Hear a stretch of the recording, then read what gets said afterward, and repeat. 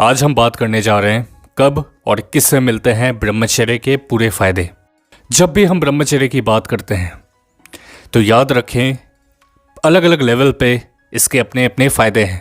हम चेहरे की चमक की बात करते हैं, हम पॉजिटिविटी की बात करते हैं, फिजिकल ग्रोथ की बात करते हैं बॉडी की।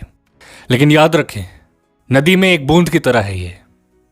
अगर आपको पूरी नदी चाहिए तो आपको अंत तक जाना पड़ेगा, और इस अंत तक जाने के लिए याद रखें कठिनाई होगी, दर्द होगा, लगेगा कि मैं क्यों कर रहा हूं ये सब, मन करेगा अपनी पुरानी जिंदगी में लौटने का।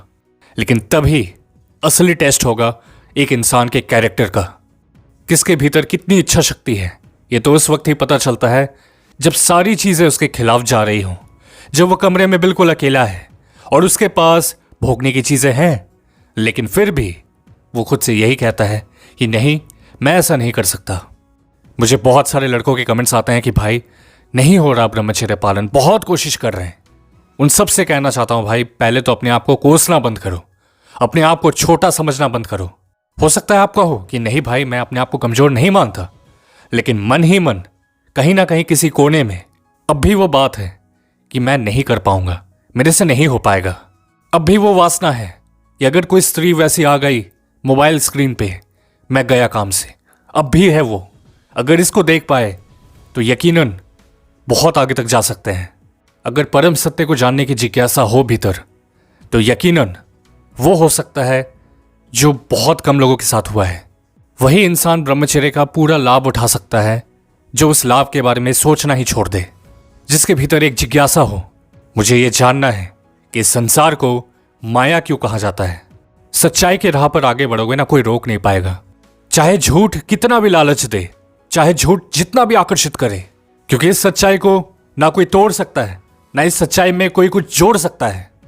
ऋषि अष्टावक्र कहते हैं हम शरीर नहीं है, हमने माना है तो हम शरीर हो गए हैं। हमने जो कुछ भी माना है हम वैसे ही बन गए हैं।